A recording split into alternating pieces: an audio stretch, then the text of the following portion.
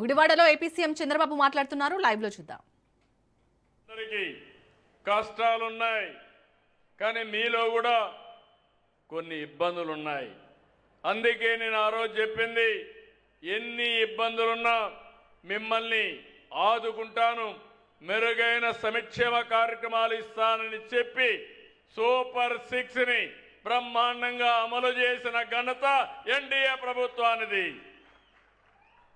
ఇప్పటికే మా ఆడబిడ్డలు ఎక్కడికి పోవాలన్నా జల్సాగా స్త్రీశక్తి, ఒక్క పైసా ఖర్చు లేకుండా విజయవాడకు పోయి షాపింగ్ చేసి రావాలంటే ఫ్రీగా పోయి షాపింగ్ చేసి వచ్చే పరిస్థితి లేదు. కనకదుర్గమ్మ తల్లి దర్శనం చేసుకోవాలంటే నేరుగా పోయి దర్శనం చేసుకునే వచ్చే పరిస్థితి. ఒకప్పుడు తల్లి ఇంటికి పోవాలన్నా, లేకపోతే తల్లి కూతుర్ని చూడాలన్నా నిబంధనలు ఉండేటివి, ఆర్థికంగా వెసులుబాటు ఉండేది కాదు. ఇప్పుడు ఏం ప్రాబ్లం లేదు. మీకు బోరు కొట్టినప్పుడు కానీ చూడాలనుకున్నప్పుడు నేరుగా పోయి చూసి అక్కడ కాఫీ తాగి మధ్యాహ్నం భోజనానికి ఇంటికి వచ్చే పరిస్థితికి వచ్చారు. అది ఈ ప్రభుత్వం యొక్క ఉద్దేశం.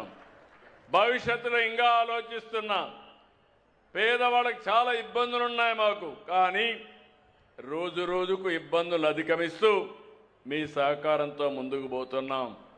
ఈ నెలలోనే ఎంతమంది పిల్లలుంటే అంతమంది పిల్లల కోసం తల్లుల అకౌంట్లో తల్లికి వందనం డబ్బులేస్తామని మీ అందరికీ హామీ ఇస్తున్నా.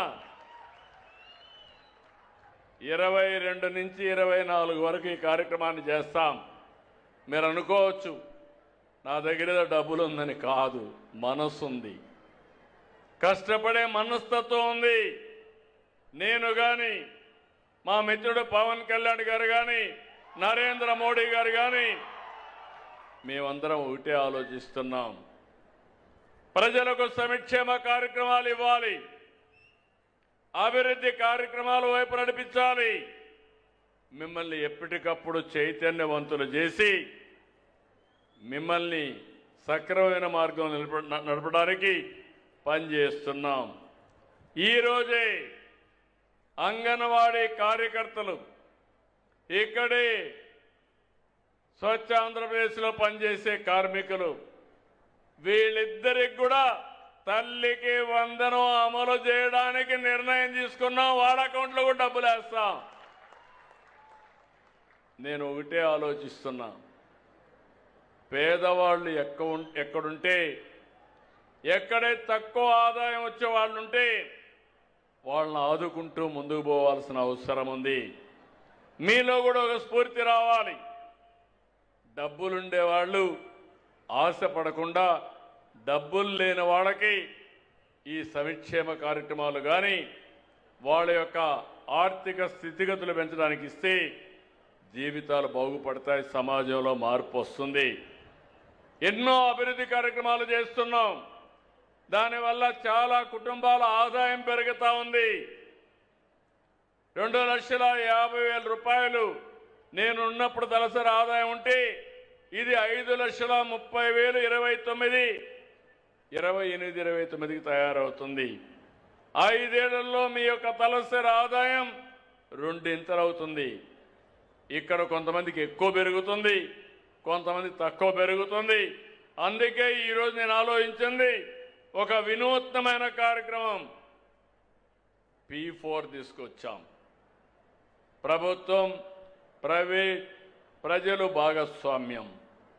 MBK 10-20 అంటే పైనుండే 10 మంది మార్గదర్శులుగా, కింద నుండే 20 మందిని ఆదుకునే బాధ్యత, చేయూతనిచ్చే బాధ్యత, అవసరమైతే ఆర్థికంగా ఖర్చు పెట్టి వాళ్ళని నడిపించే బాధ్యత తీసుకోమని చెప్పాం. ఈరోజు ఈ తల్లికి వందనం కార్యక్రమంలో 67,47,190 మంది విద్యార్థులకి 10,120 కోట్లు 22-24 మధ్యలో మీ అకౌంట్లో డబ్బులు వేసే బాధ్యత మాదని మీకు తెలియజేస్తున్నా. 2024 మీరంతా కూటమి అభ్యర్థుల్ని గెలిపించారు.